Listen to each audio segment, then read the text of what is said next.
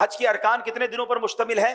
5। पहला कौन सा है? 8, दूसरा 9, तीसरा 10, 11 और 12। ये 5 अय्याम आपने याद रखने हैं। 8 जुल्हिज्जा, 9 जुल्हिज्जा, 10 जुल्हिज्जा, 11 जुल्हिज्जा, 12 जुल्हिज्जा में 8 जुल्हिज्जा का दिन हमने गुजारना है मिना में। वहां पढ़ेंगे 5 नमाजें। 5 नमाजें मिना में पढ़ना सुन्नत है। और पहली नमाज होगी जोहर। पहली कौन सी पढ़ेंगे? फिर असर, फिर मगरिब, अगली इशा और फिर फजर। ये फजर की नमाज हम अदा करेंगे तो ये कौन सी तारीख हो जाएगी?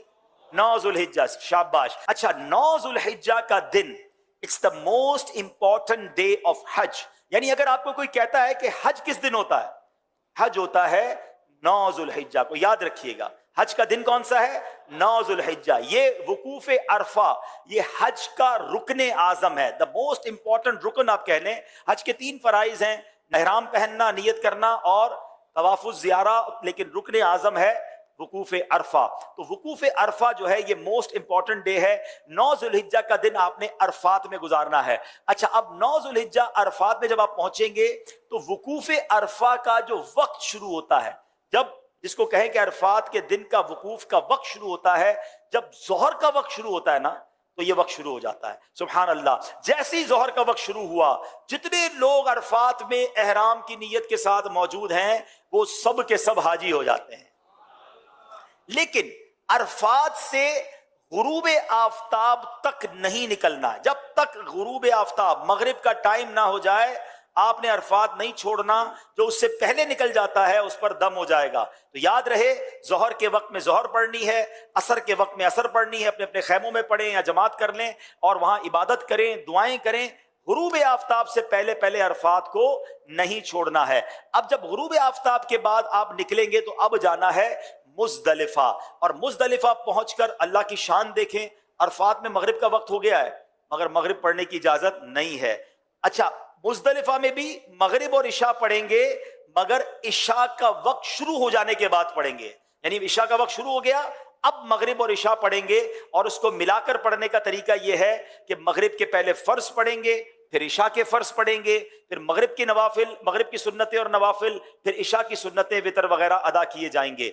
अब ये रात है 10 जुल्हिज्जा की रात, सुबह 10 जुल्हिज्जा है। ये रात गुजारेंगे मुजदलिफा में और इस रात इबादत भी करेंगे।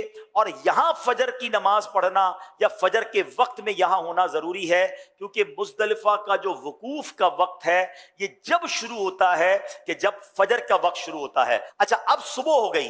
ये सुबह कौन सी है? कौन सी तारीख हो गई? 10 जुल्हिज्जा। पाकिस्तान में क्या होता है? कौन सी ईद होती है? बकरा ईद। हाजी देखो कैसे कमाल की ईद मना रहा होता है। लोग अच्छे अच्छे कपड़े पहने हैं, खुशबू लगाए घूम रहे होते हैं, एक दूसरे से ईद मुबारक कर रहे होते हैं। हाजी के एहराम भी मैला, उसके बाल भी बिखरे हुए, उसकी आंखें भी नींद से, थकन से चूर है। ये कैसी ईद है? वल्लाह ये सारी दुनिया की ईदों से अच्छी ईद। हाय हाय, क्योंकि अल्लाह को ये मैला कुचैला हाजी बड़ा पसंद है।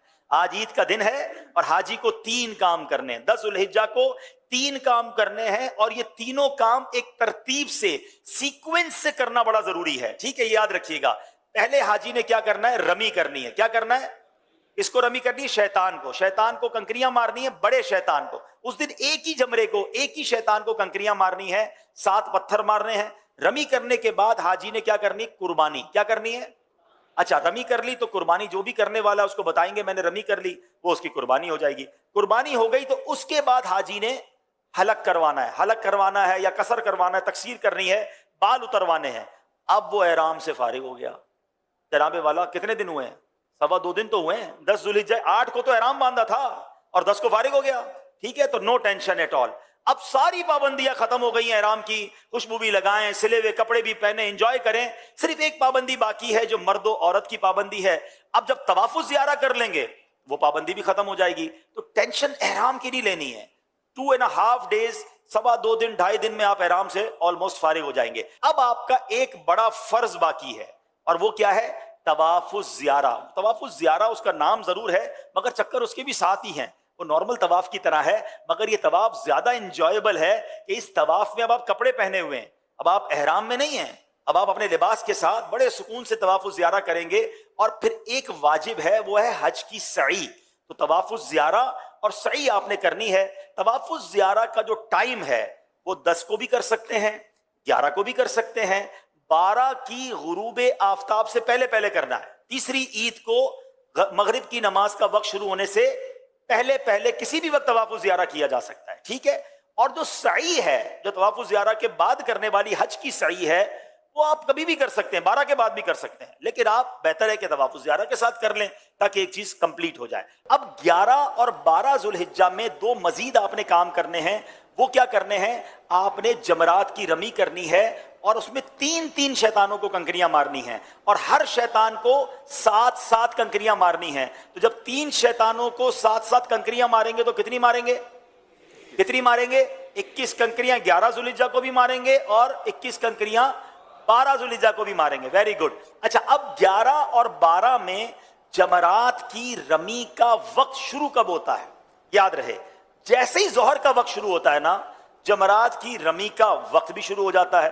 तो जोहर के बाद से लेकर अगले दिन सुबह सादिक तक आप कभी भी रमी कर सकते हैं। चले जनाब, हज के 5 अय्याम पूरे हो गए, अब भी खुद भी याद कर लो, दूसरे हाजियों को भी बताना।